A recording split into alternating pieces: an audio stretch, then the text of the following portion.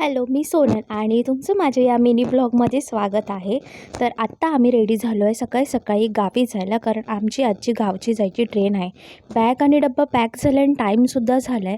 इथे पायाला लागलं होतं म्हणून मस्तपैकी बर्फाने शेकून घेतलं आणि इथे आईची सकाळच्या नाश्त्याची तयारी. माऊचीसुद्धा पॅकिंग झालेली, पण आम्हाला निघायला थोडा उशीर झाला कारण आमची ओला लेट झाली आणि वरून आम्हाला ट्रॅफिक पण भेटलं. मस्त फटाफट गाडीत बसलो आणि पुढे गेलो तर बघितलं तर आमची ट्रेन गावची सुटूनच गेली. इथे निकूचा मूड ऑफ झालेला, पण काय करणार, ट्रेन सुटल्यामुळे आम्ही रिटर्न घरी आलो. आणि मग दुसऱ्या दिवशी गणपतीचं आगमन होतं. गणपतीसाठी मस्तपैकी तयार झालो आणि आमच्या गल्लीतले 2 छोटे छोटे क्यूटसे गणपती आणायला आम्ही गेलो. मग काय हफ्ताभर आम्ही काहीच केलं नाही, आराम केला पायाला लागल्यामुळे. नंतर आम्ही त्याच एनर्जीने नेक्स्ट संडेला मस्तपैकी असे सकाळी त्याच लूकमध्ये तयार होऊन लवकर उठून आम्ही निघालो आमच्या गावी जायच्या तयारीमध्ये.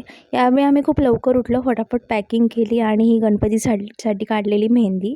आई अशी मस्त राणी टाईपमध्ये तयार झाली आणि आम्ही असे पॅक करून सकाळी अंधार असतानाच निघालो. जरासुद्धा आम्हाला ट्रेन सुटू द्यायची नव्हती, कारण ऑलरेडी आमचं रिझर्वेशन होतं. ती ट्रेन सुटली म्हणून ह्या रिझर्वेशनची वाट लावायची नव्हती. असे आम्ही फटाफट बॅग आणल्या आणि कारमध्ये टाकल्या.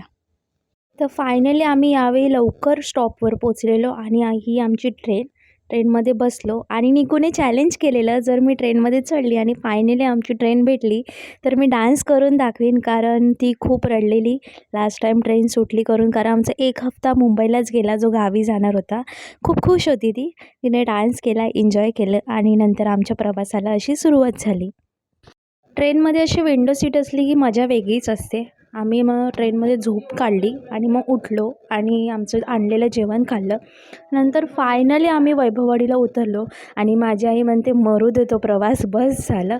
फायनली पोचलो. तर अशा प्रकारे व्हिडिओ संपला. Bye bye.